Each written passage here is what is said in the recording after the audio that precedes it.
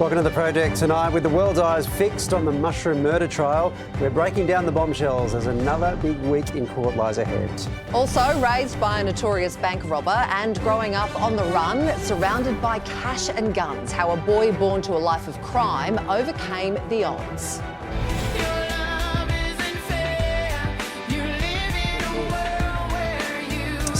One of the most distinctive voices in pop. We chat with singing sensation Anastacia.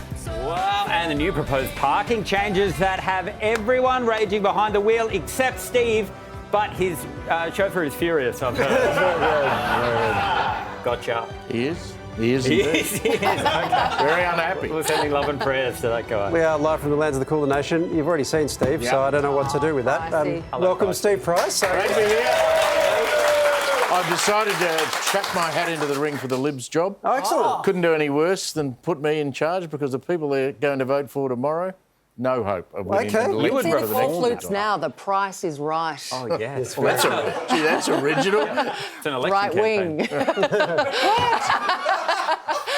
Let's get into today's top stories now. Speaking of politics, Anthony Albanese has unveiled his new look cabinet, making about half a dozen key changes.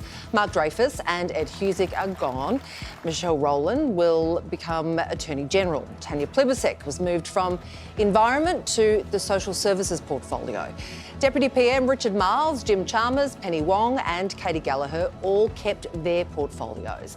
And meanwhile, David Littleproud will remain as leader of the Nationals after fending off a challenge from Queensland Senator Matt Canavan. There's lessons to be learned, but I'm proud of the Nationals and what we've been able to achieve because we've done it as a team. And there'll be some big questions that we'll have to move forward on, but we'll do that in a calm, methodical way. Woolworths may have fired the first salvo in a supermarket price war. Around 400 grocery staples will be discounted by an average 10% from Wednesday. The cost of items like home brand chicken schnitty, Maggi noodles, yoghurt and nappies all reduced until next year. Having fallen behind main rival Coles, Woolies now says its customers want lower and more dependable prices. Look, I can't comment on what our competitors may or may not do. This is about us responding to the feedback that we've had from our customers. And Guy Sebastian is thinking twice about pulling on the footy boots in the future. He's had to have surgery after rupturing his Achilles in a local game alongside AFL great Brendan Favola on Saturday. Guy had turned up to sing and play as a favour to Fev, who wanted to help a struggling suburban Melbourne team, but it all went very south in the fourth quarter. Guy limped from the field and finished the day with an ice pack and crutches. But it's okay, because Knowlesy came straight on. Shadow Knowles, the super sub, is that what you're saying? Imagine that. Oh, my God, I would But this love all that. didn't work because Guy was supposed to only play for a half, then sing a few songs and go home. And he decided he was having so much fun, he wanted to come and play the second half, and he's busted his Achilles. Yeah, I love it. I love his endeavour, and I love the number, 0-3. It's pretty rare that you get that. Pretty on happy Twitter, with the I think. colours. Look at him go there. Yeah. Oh, that's a... Do you think he was getting Fev back for his performance on The Masked Singer back in 2023? Because he butchered that. He broke more than his Achilles heel on Did the he end up stage. in hospital as well? That's how bad I a think singer we he all was. did. Yeah. Guys, let's stay in the sporting world because if you have ever wanted to watch a 97-year-old man do a 100-metre sprint in torrential rain, I'm assuming that's all of you. Stick around right now because I've got that and more coming up in sports. Let's do it. I did a hook. A forward. It was incredible. First, let's start with the AFL, guys, because after the Giants won a thriller over the Cats' first gamer, Cody Ango stayed on the ground for way too long. This is the debutant here, Cody Ango. He's going to miss the song if he's not careful. The song's on. He's still taking selfies. He's not aware. The old boys are getting stroppy. The Green's furious. Someone has to go out and get a win. Mate. He finally got there. Sam, These modern players, huh? Who needs 22 teammates when you've got 100,000 followers on TikTok? Yeah. The Pies had a win. Disgusting. But it was great to see Ruckman, Darcy Cameron's mate, turn up at the game to support him. Who's come along? I've got I've got a big crew. I've got my mates Bridget, Tiny, Jizz. Probably should say his nickname. A bit of a sticky TV situation. But he went on to explain how he got the nickname and they had to cut the broadcast immediately. AFL players are a fascinating breed and often journos, they try to trick players with non-footy related questions. Adelaide big man Riley O'Brien, he was ready for this one. Who's your favourite Pope ever? Favourite Pope ever? Probably Gregory the Seventh. Yeah. Was good. He sort of reformed the church about 1,000 years ago. He's a big mover. That's right, he's a big mover. Very good. Get around the Pope, guys. You've got to give 110% in the conclave every week, all right? One vote at a time. Now, I don't want to leave the NRL out. I hate to do that. But these guys, they're deep thinkers as well. And whenever I have, like, challenging philosophical questions, I always turn to legends Freddie Fittler and Andrew Johns. Good idea. The chicken or the egg? Anyone ever answered that? How's Seriously? the egg get there? The chicken has to give It's the egg. The egg comes first. Yeah. But who's going to put the egg out there? What, do you think a chicken just appeared? I don't know. I tell you who has all the God, answers. the egg's there. The egg came and then the Where'd chicken the egg came. come from? The first one wasn't a chicken. The first one Well, there's got to be two another eggs. animal that... Well, there's got to be two eggs to make more chickens, and then they go from there. What? Socrates and Plato, they walk among us. They're still here. Also, Plato kind of sounds like a nickname a rugby league player would have, don't you reckon? It's like, run it straight, Plato, brah. Yeah, good. To cycling, where the Giro d'Italia is in full swing, and the word goat often gets used in sport, but never like this. Race organisers with some extra work to do. Oh no, there's the goat there coming, but Luke Clapp. Yeah. That commentator knows the same amount of Italian that I do. Chi la capra e passa! Piazza! Anyway, finally you wouldn't understand, Pricey. You don't speak Italian. Yeah. Clearly not. Yeah, finally to American athletics, guys. This is what I plugged at the start. Even flood-level torrential rain didn't put a dampener on the excitement of the men's over 80s. That's right, over 80s, 100-metre sprint. Start your engines, everyone.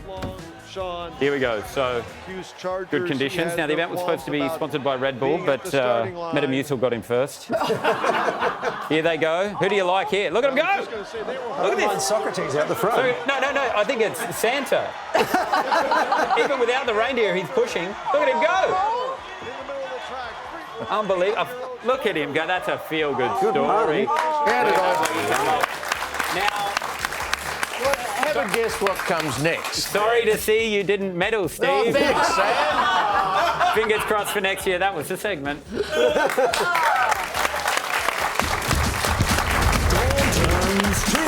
Thanks, mate. Thanks, Bryce. Stick with us. More Project right after this.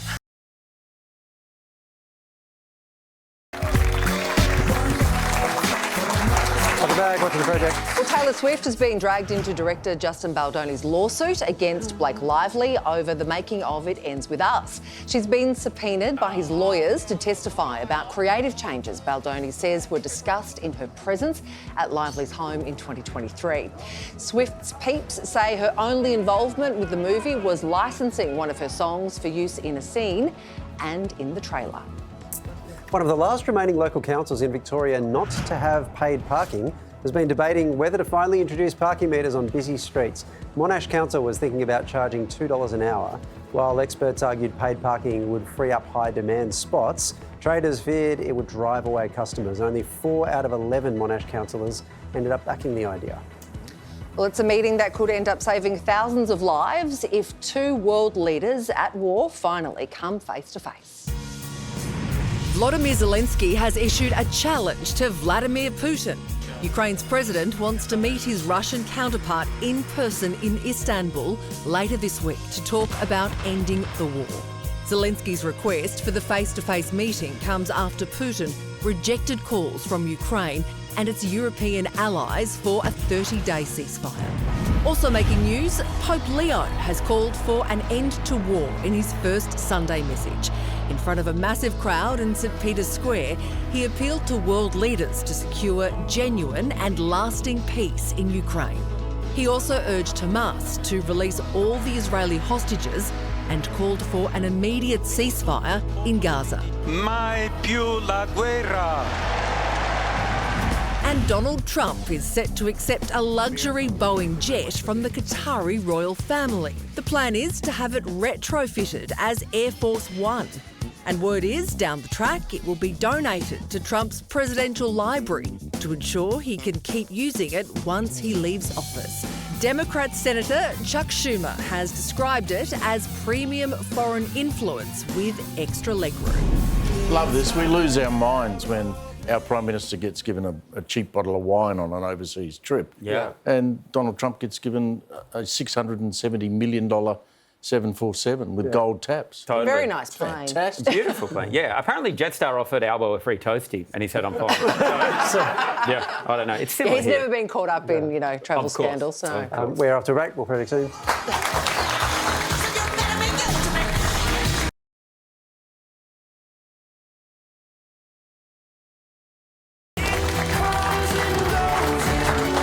What's your project? Well, tonight, as we enter the third week of the Leongatha Mushroom murder trial, here's a look at the explosive details we have heard to date and just what more we can expect. Erin Patterson stands accused of murdering her estranged husband's parents, Don and Gail Patterson, and his auntie, Heather Wilkinson, and attempting to murder Heather's husband, Ian. While the defence argues Erin did not deliberately serve poisoned food to her guests. We've heard from several key witnesses in the first 2 weeks of the trial, including family, hospital staff and the only surviving guest, Ian Wilkinson. Based on Ian's testimony, Erin had unexpectedly invited the group for lunch, where they discussed her recent cancer diagnosis. However, the defence conceded she lied about the diagnosis. Ian also told the court Erin refused help plating the meals and was hesitant to show guests her pantry, that she served her guests on grey plates while hers was an orange tan colour. Erin picked up the odd plate and placed it on the table. She took it to her place on the table. The children of the deceased were emotional as they described their parents' final hours in hospital, having presented there the morning after the lunch. At that time, Erin had not yet sought medical help. Testimony from Ian and Heather's daughter Ruth highlighted her parents' surprise. They talked about their concern for Erin maybe coming to hospital as a precaution. They felt she should be there also. Erin admitted herself the following day, but despite doctors' warning she may need a liver transplant, discharged herself from hospital against advice. Her life was at risk. These guys were really unwell. As the lunch guests fought for their lives, Don and Gail's son Matthew called Erin, desperate for answers about what might have made them so sick. She mentioned there were fresh mushrooms from Woolies and there were dried mushrooms from a Chinese grocer or supermarket. I had toxicology people who were with us who wanted to know. Testimony from Simon claiming that as his relatives lay in hospital, Erin never once asked how they were. It intrigued me that she didn't actually ask. Just 6 days after the fatal lunch, Heather and Gail died while Don passed away the following day. After almost 2 months in hospital, Ian recovered. Erin Patterson has pleaded not guilty to all charges. Rachael Brown is an investigative journalist at the ABC who is working on the ABC podcast Mushroom Case Daily, getting about 200,000 downloads a day. You've been in court every day, face to face, really, with Erin. How has she seemed? Well, she actually sits behind me. She's in the dock at the back of everyone. So I've tried not to look around too much because a lot of people are doing it. I understand the need to for daily reporting, but I would feel like a zoo exhibit myself if everyone was watching every move and did she flinch, did she smile? So the only smile that I've seen is when she was watching a video of her son playing with his granddad, who's one of the people, Don, who passed away from that lunch, and they were making a rocket-propelled car in the backyard, and she smiled at that, and that must have been a really nice moment for her.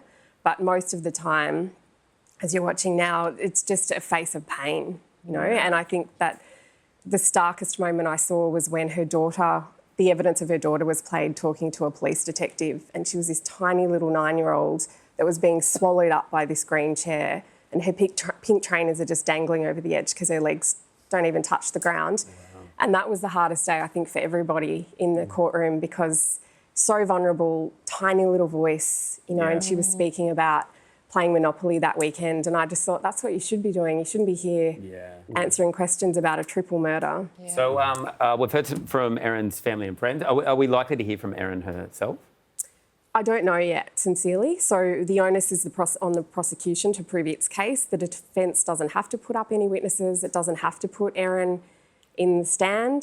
That's her decision. So I don't know whether she'll decide to do that. If she doesn't, that's no adverse inferences would be drawn there. But we just don't know. So we've got maybe a couple more weeks if that are prosecution witnesses, and then we get into the defence witnesses if there are any. Something that is not part of the prosecution's case, at least so far, is motive, which is really interesting. They have not tried to identify one. There doesn't seem to be an argument about one. How is that going to affect the trial? I found that really interesting too. And you don't need motive to prove murder. And the prosecution has said we're not even going to offer one up. But often it's helpful to inform intent. And you do need to prove intent beyond reasonable doubt to prove murder. So 12 jurors will have to unanimously agree, beyond reasonable doubt, that she deliberately poisoned her in-laws. And they'll have to do this after the bulk of the evidence so far, and there will be more. But the bulk of the evidence has been that she loved them, that she loved her in-laws. We have heard some texts that she was frustrated at them trying to get involved, in the to do with school fees and things like that. But most of the evidence is she loved them. So intent is something that's going to be a big issue at this trial. The prosecution, of course, is alleging she did intend to kill them, and it says that she did incriminating things after the lunch, like dumped the dehydrator at a tip and lied to police. The defence, however, says it was a terrible accident, that it was a tragedy. And Colin Mandy, her defence barrister, Colin Mandy, SC, put an interesting question to the jury. He said, could she have panicked? If you've cooked a meal and 3 people end up dead, might you behave in a way that's a bit odd? Or might you lie? Might you panic? It's all part of the intrigue. People might not know, but there's a ballot, isn't there, to get a seat in the court, Rachel, every day. There is. 6 people only. I mean, how do you feel when you're waiting to know whether your name's called out or not? Well, we have got a seat for some of the days, but often we thought that there'd be a lot more general public, and maybe after this there will be, but I've managed to snare a seat on a side bench when I've missed out on a media seat, so I've been there for most days to see the gravity of what's going on in there. And it has been, like I said, it's been really intense. And in the public, I listen to things, like jokes about mushrooms and memes on Instagram. So I guess I'd just like people to remember that 3 people have died, and, communities are grieving, and a whole family has been demolished. Yeah, there's the intrigue, and then there's the seriousness of the situation that sparked it. So good to speak to you. Would you please thank Rachel for being here? Thank you. Stay with us. Coming up, a boy born into crime, guns, cash, arrests and life on the run. How the son of a notorious bank robber overcame the impossible and the split-second decision that saved his life. You're watching.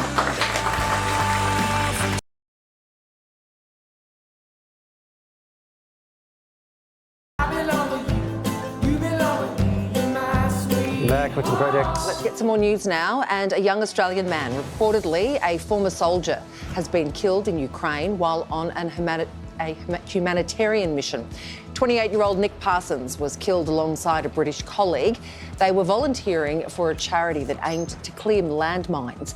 Anthony Albanese has expressed his condolences to Nick's family, who are being supported by DFAT.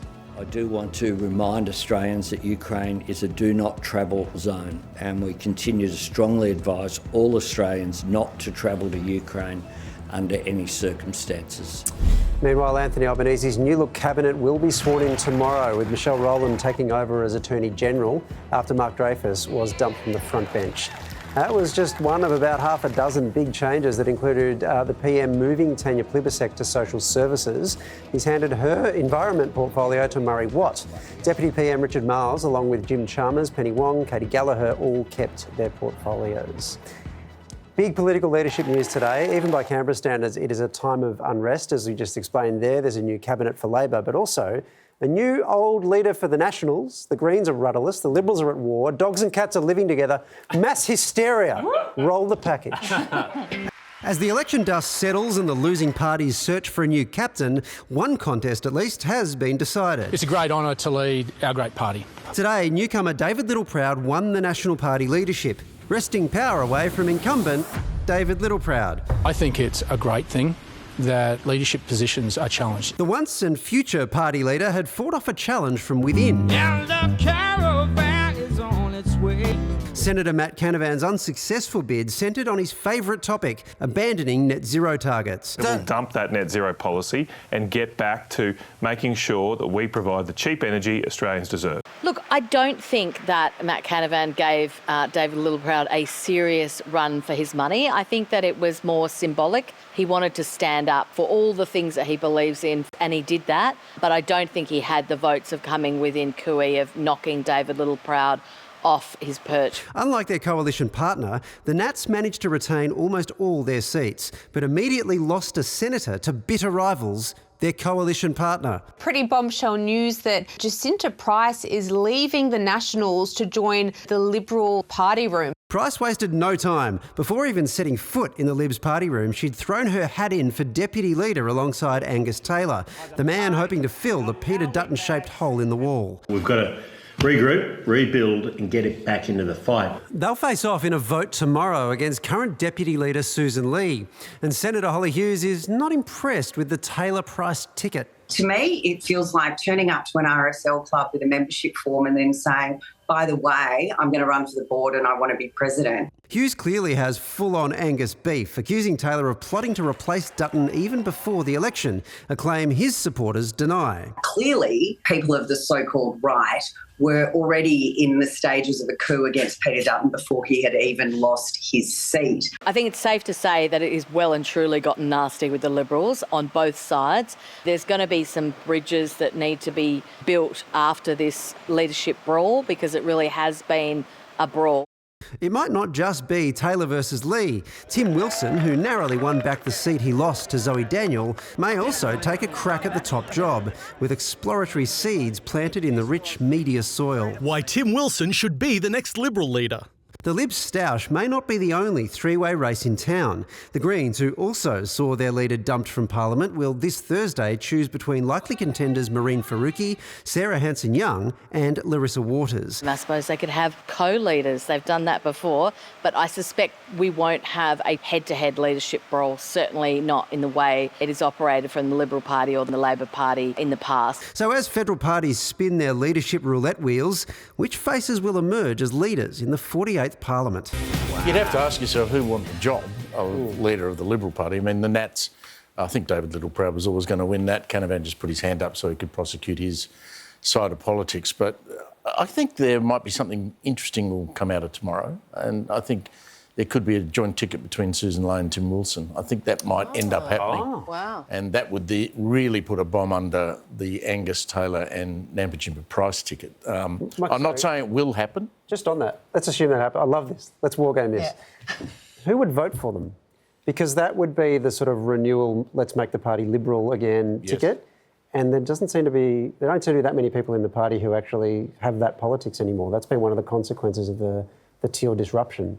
So would they command even close to a majority? It'd certainly split the vote pretty heavily. I mean, maybe Angus Taylor and Jacinta would get over the line. You've got to say that's probably been workshopped for some months. Yep. That just didn't happen by accident after the result. She was making noises in 2022 about moving to the Liberal Party. Look, the Liberals believe that she is a real contender when it comes to changing the votes of people. But you're now sitting here with a party that's down in the low 40s in seats. Labor Party's in the low 90s. There's a long way back. So if you put your hand up for that job, you're saying, I would like the worst job in Australian politics for the next 6 years. Thank you very much. Yeah. But think about the pension that you get afterwards. Well, no, these people don't get as big a pension anymore. Is it like putting your hand up? Yeah, get in there, Pricey. I've decided not to. Changed my mind. Talk myself out of it. Well, guys, let's go to Surfers Paradise, up to Queensland. Locals were being asked today about the best things in their state of Queensland. This guy was asked where to get the best pie from, and if you're a foodie, get a pen because you're going to want to add this gem to your list. A lot of people have been commenting on best pie. Best pie? There's a few different contenders in the mix there. Do you have a personal favourite? I'm not a pie eater. Oh, no. I'm not much of a pie eater. But 7-Eleven, you can't go wrong. What? Okay, right. What? And you're going to wash it down with their signature 3-day-old sushi? What are you talking about, bro? Anyway, this next man, he was also asked his Queensland stuff, and he was asked about his favourite Queensland landmark. And it turns out, I didn't know this, that the Sunshine State actually does have everything. When you think of an iconic landmark for Queensland, what would you think of first? Uluru. Bro, no, give him a break. He was in a rush to get to Brisbane to climb the Sydney Harbour Bridge, so give the guy a break. And he had a vote last weekend. I see. Bloody hell, we'll it's see you kind soon. of near the border. See you soon.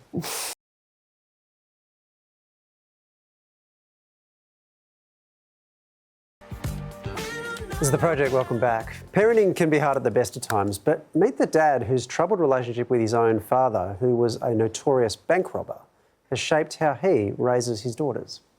Well done, Jenny. Good, Talia. In Corowa, southern New South Wales, Wednesday nights means footy training, and that's where you'll find Pete Norris coaching his daughter's team. As a father, for me, it's putting my phone away, it's being present, it's coaching their football team. Just to say yes to the things that I know that will make them smile. Life is incredibly busy, and I suppose that's what I've learnt. Pete knows what it takes to be a good dad because he learnt what not to do from his own father, a bank robber who would disappear for weeks, sometimes months. One Christmas, Pete and his sisters found 3 bags they mistook for their presents. We've opened them up and there's bundles of cash, like these big bundles of cash with big red elastic bands around them and some handguns. And that was when we realised maybe we're a little bit different. It was a chaotic upbringing. At times, his sisters were in care, while Pete and his dad were often on the run. We moved all over the place, from Sydney to Melbourne, from Melbourne to Perth, sometimes small regional towns like Rochester and Bendigo, just wherever kind of Dad felt safe or further away from, whoever was hunting, police that were hunting him down at the time. For decades, Clarence "Clary" Norris did his best to outrun the law. Even when he was caught, he had a knack for slipping out of prisons, including Long Bay in Sydney's east. By then, Peter's mum had had enough. Mum grabbed a shopping bag one day and caught a bus, told us that she was going shopping and never returned. And we haven't heard from her to this day, so she just disappeared off the face of the earth. Pete and his siblings were taken into care. We were just handed out to separate families to no doubt make it harder for Dad to bring us all back together when he got out of jail. Every single time he'd look me in the eye and said, "I'll be back, Pete, I'll come back for you. It's going to be okay." And he always kept that promise. He never broke that promise. Too young to know better, Pete would escape his foster parents and join Dad on the road. For him to show up and on one occasion, a little stone hitting my window and look outside and Dad's waiting down there going like, "Let's go, Pete." So it's things like that. I mean, just some beautiful memories and the fact that he just kept coming back and kept his word. Eventually, Clarence would be caught and Pete would lose his dad all over again. At 11, he was made a ward of the state, and with no family to take him in, he was sent to Victoria's Baltara Reception Centre alongside kids caught up in crime. There, he was physically and sexually assaulted. It was a very violent place, and the violence came from the other inmates and the guards as well. And for me, I had 3 horrific experiences in there. So for me as an 11-year-old, I just thought that was the hell that I was stuck in forever.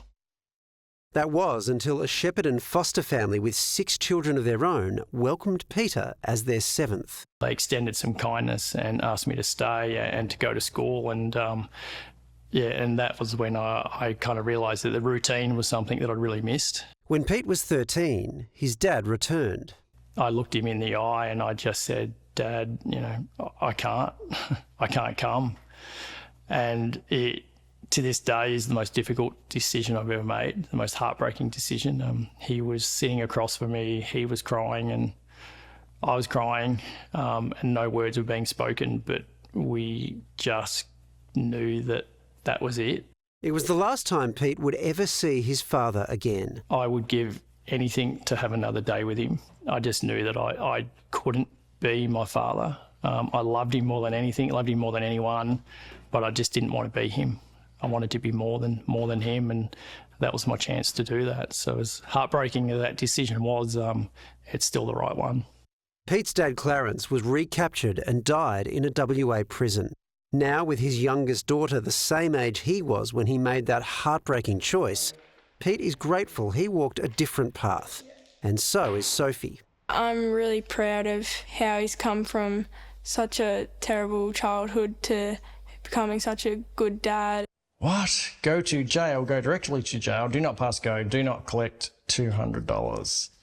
Ouch. I'm happiest around my kids, to be honest. Hey, Chloe, how you going?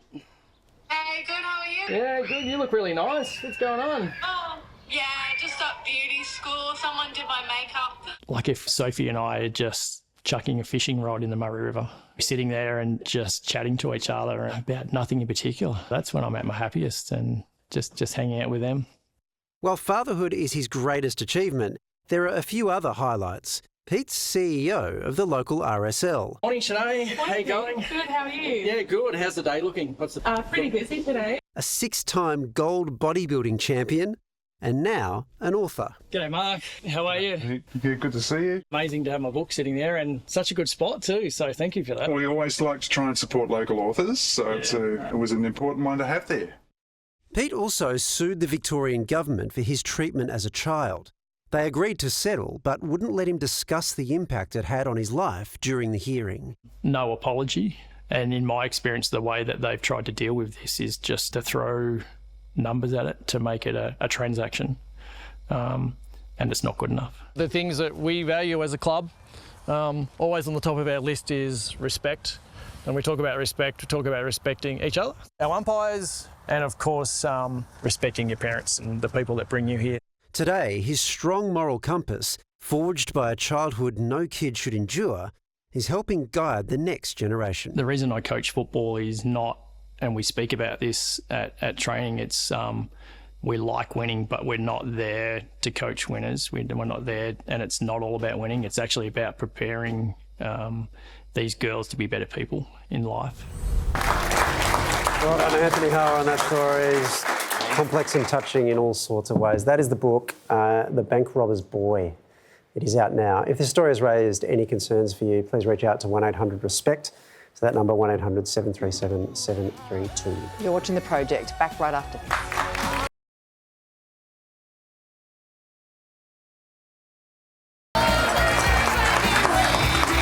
This is The Project.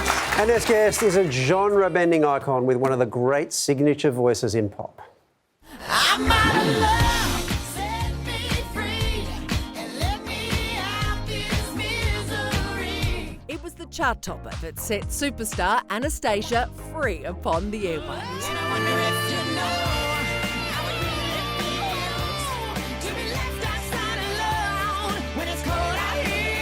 With a powerhouse voice and undeniably iconic sunglasses, she dominated the 2000s. I done made it through, stand on my own too, I paid my dues. Yeah. Now, 25 years after her debut album knocked us off our feet, she's bringing us all the hits on the Not Kind 25. Would you please welcome Anastacia? Hello. Hello. What a look. What a voice. It is. Oh my goodness, already. Yes. My voice is being talked. Well, yeah. I mean, it is such a huge voice. Do you have to book a separate seat on your flight to get it to Australia? I do. Yeah. I do. My life is very difficult. I actually, it's just a natural voice that I talk with and I sing with. So I know it's recognizable now, but I never really understood it when I was young, what the fascination behind, I guess, my vocalities. Yeah, well, I can imagine that because it's yours. You're so close to it. But it is such a distinct voice, a unique voice, particularly among female vocalists. Was there anyone that you could model it on? No. In fact, who I was listening to, like Celine Dion, Mariah Carey, Janet Jackson, Madonna, I didn't sound anything like them. So to be honest, I didn't really think I had what it took when I was trying to get my deal. So in that respect, I really would have wished I sounded different. No, Surely no, not. What are you never. talking about? We've all tried to sing I'm Out of Love at karaoke. Doesn't go down well, but gee, it's a fun song to sing. It is a very good song to sing. It makes people happy, and that's good for me. Hey, I read 25 years ago when you were filming the film clip for I'm Out of Love, you had a pretty humble rider, which included Doritos, candy, chocolate and Diet Coke, a woman of my own heart. Wow. And now it's called Coke Zero. No, It's very fancy. they're two different things. I'm sorry, they're two different things. Do we have to intervene? But You do not like the Zero? no, I like the taste of chemicals. That's what I like. Anastacia, you don't know this, but Sarah Harris is keeping Diet Coke in business. She is an expert with it. But what I want to know is, what is your rider like these days now that you're an icon? Oh, you know what? It really is the same. I do put water on the rider, go figure. Room temperature water. I've advanced. And I don't have Doritos on. I don't have candy on. So it kind of is more or less, I get in there so fast and I leave that my band ends up having probably more of a rider than I do. I was watching a bunch of your clips today, Anastacia, and it kind of threw me into nostalgic pangs, I guess you could say. Everything from those early albums that you released, the like Y2K fashion time, is kind of back in, you know? I feel like every Gen Zenner, all the kids, they're wearing those tiny tinted glasses. Do you feel like you were the trailblazer that started the whole thing, especially in the sunglass department? I never saw myself as a trailblazer. I always saw myself as the one that wouldn't be on the covers of any magazines because it didn't fit in with the fashion trends. Now they are fashion trends because you're looking back and going, oh yeah, people were in the low-rise jeans, but that was normal for me. And it's still normal for me. You better not bring low-rise jeans back because I don't have the stomach for it anymore. Gravity has taken everything down. I'm wearing them on tour, but it may change to mom jeans. You know, Yeah, I mean, it like happens. a nice kind of mid-rise would be good. Yeah, I mean, you never know. With my age and the situation, we might fluctuate between sizes during the tour. You look amazing. Thank you very much. That would be glasses and a hat. No. You're like, it's all that hard work you do. You're a babe. It's all that hard work you do. It's why you can still wear the low-rise jeans. Well, you know, I went through a period of, wanting to eat everything in the refrigerator, and now I'm on, bioidenticals, girl. So you know how that is. I'm not scared to talk about it either. Menopause has not been easy.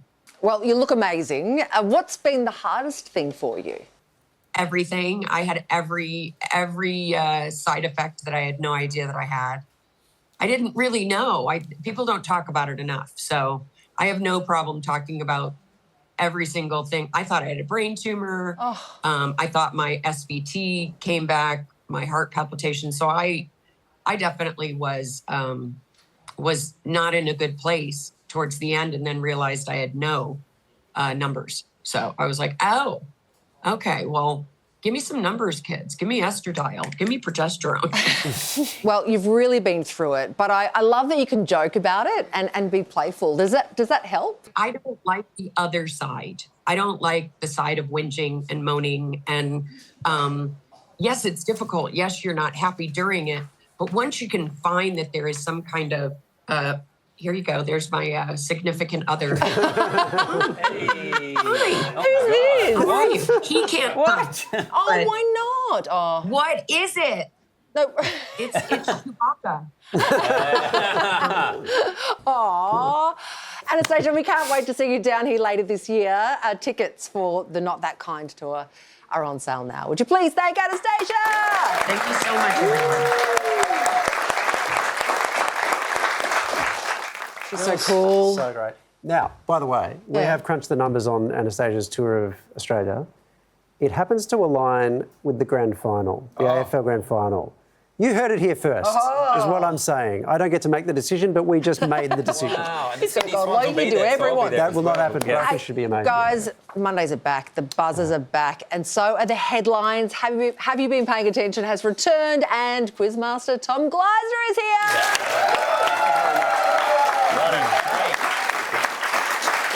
Tom, I get witchy vibes from you, woohoo vibes. In what sense? It's season 13. Oh, yes, yes. 13 is an unlucky number for Not at this network. 11's your unlucky number here. It means you're on 10 peach. So here we're through that. Thank God. We're through that. Thank God. So good to have you back. Now that Mr. Pang's got his own show, or it's just finished its run, do you think he's going to show you the respect you deserve? Not a word in his vocabulary, really, Steve. Although he did send me some flowers today. Really? Well, a wreath, but it's it's floral, and that's lovely. Honestly, my job's not that hard. I'm not being falsely modesty, but all I have to do is ask a few questions and insert the word allegedly into most of the answers, and the show sort of takes care of itself. We shot a little bit of footage of you as a guest on his show, and I'm fascinated by this roles reverse thing where you're the guest. He's the. How did that? What was that experience? His show, it had a sort of Channel 31 vibe, if you like. The production team, a lot of very young interns, and Sam's wandering around in a terry-toweling robe. It's I think we're out of time now. Aren't we? I haven't seen that on Channel 31. That floored me. Mind you, that was a very good Sam Pang answer. That was Pang-worthy. Pang would have appreciated it. Yeah, I'm sure he absolutely would. Hey, so in the past we've seen, a lot of people pop up on the show. It's always very exciting. Robert Irwin has even guest hosted the show before. Now, has he doubled his price since the sexy photo shoot, do you think? Like, is he harder to get? I think he might be out of our league. Also, I think he's in the United States at the moment, that's a 40% tariff just to get him back. So it's going to be a lot harder. Yeah, we'd be happy to pay it. No. Sarah staring off into the distance. Your show is all about asking people if they've been paying attention. So we thought we'd spin the tables and ask if you've been paying attention to us. Recently, we had Mel and Tim from the Cheap Seats on the show. What was Mel Busted doing in our green room? Oh. You might have a new job. She's good, isn't she? It wasn't Tim, was it? Roll a picture. Is that your final answer? Wow. Oh. She's asleep. She's asleep. In Mel's defence, I've just been in your green room. You've got Home and Away on the screen, so, it's understandable. It's a great show, though. It's compelling, but obviously you have a little micro nap before you come on and be your best for this show. Now, the show's on tonight. Now, when you come in to do the show, you're on after us. You share the dressing room with Waleed and I. Yes. And I popped in before our show, and you've left. I found one of your answer cards. This is. And this is like an artefact property. I can't wait. And I've always wondered. These are your secrets. What was on the back? Like, because if you have little funny notes. And I was shocked to see what was on the back. Can we just have a look at this right now? Look at this. Sorry. That's a lifestyle decision. Well, anyway, it was great to see a peek behind the curtain. By the way, 13 series, I think we've asked this before. When is Pricey going to be on? Oh, yeah. Do you own a snake? No.